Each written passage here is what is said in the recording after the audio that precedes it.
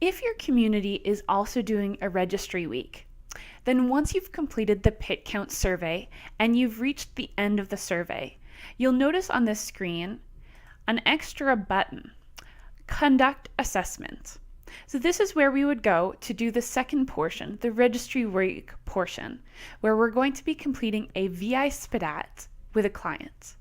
Now at this stage, before you proceed, it's very important that you get the client's consent to proceed in accordance with your registry week guidelines. Maybe they need to sign a particular document or provide verbal consent. Whatever your registry week coordinators are instructing you to do, you should do that before you proceed, because up till now it's all been anonymous information, and now we're actually collecting the client's name and personal information. So clicking on the Conduct Assessment button, there are 3 different options. Now the VI-SPDAT, which is what we're going to be completing, has slightly different versions for different client groups. So if you're doing this with a single adult, you'd select Adult. A family is usually described as including children, and a youth would be an unaccompanied, so a youth without parents, youth who is perhaps a teenager or a young adult. Click on the appropriate version that you think would work best in this situation, or as indicated by your registry week coordinators. Now we're on a screen that says something like New VI-SPDAT version 2 intake. You might get slightly different text if you selected the family or youth version. Now the first thing that we need to do is figure out what clients this is attached to. There are already a list of clients who have consented to have their information shared in HIFIS, and the person that you're speaking to may be one of them. So the first thing that you would do would be to search for the client's name. So for example, you might locate the client. It'd be a good idea to confirm that they are in fact the same person with the same date of birth, because there may be multiple clients with the same name entered into HIFIS. And from here, you can actually search for assessments to see whether the client has recently completed a VI-SPDAT, which might mean that you don't need to continue with the VI-SPDAT right now. Ask your registry week coordinator for guidance. If you don't actually find the name of your client here, then we're going to be adding a new client. And if you accidentally clicked on the Add Client button, you can click on Search for Clients to go back. So we're going to add a client. Now, here we have to enter some basic information that is mandatory to enter clients into HIFIS.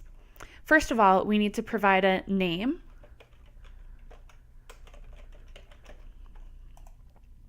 a date of birth. Now you can use the date of birth known toggle to change from yes to no and enter the client's approximate age. You also recently found out their gender, and you recently found out, or you can ask again about the client's veteran status, citizenship immigration status, Aboriginal status. Those are the extra questions that you'll need to answer about the client before you actually complete the VI-SPDAT. Now, if you found an existing client, then you can skip those questions. It won't ask you. That's already known about the client. So starting at the caseworker field, we are now beginning our VI-SPDAT. So it's going to ask us for who is the caseworker. Now, depending on who you are and how your registry week has been set up, you might be able to select your own name in this drop-down menu. Or you might need to select some generic response, such as PIT volunteer. Your registry week coordinator will give you guidance on what to select in this field. Next, you need to indicate the start date and time, which has been automatically entered to be right now. And you need to enter the pre-screen period, which has been automatically entered as being a combined PIT and registry week. Indicate that your client has in fact consented to do the VI-SPDAT with you. And now we get to the actual VI-SPDAT.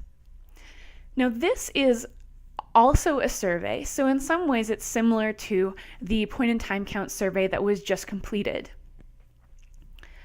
For each of the questions, you'll need to either indicate the participant's response or you may need to indicate that they have refused to answer the question. So each row requires a value. If the respondent has declined to answer, then you can indicate that refused is yes, which will mean that you don't need to put in a value in that field.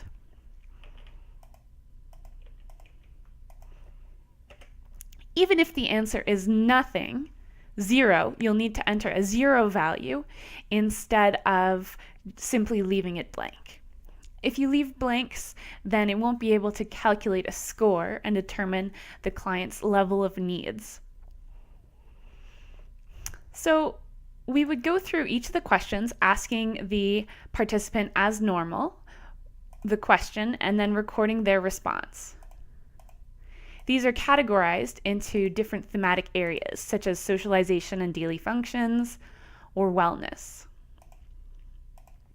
Now you can click specifically on the circle, or you can click more generally on the word. Either of those will actually accept a response. And again, if not responded, we can indicate that the client has refused to answer a number of questions. Finally, once you've completed, we're going to click the Save button.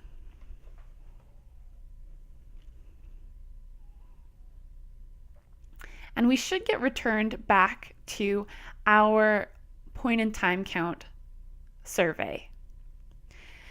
Here we can add a new PIT survey scrolling or add a new PIT survey paging. I hope this video was helpful for you. Thanks for watching.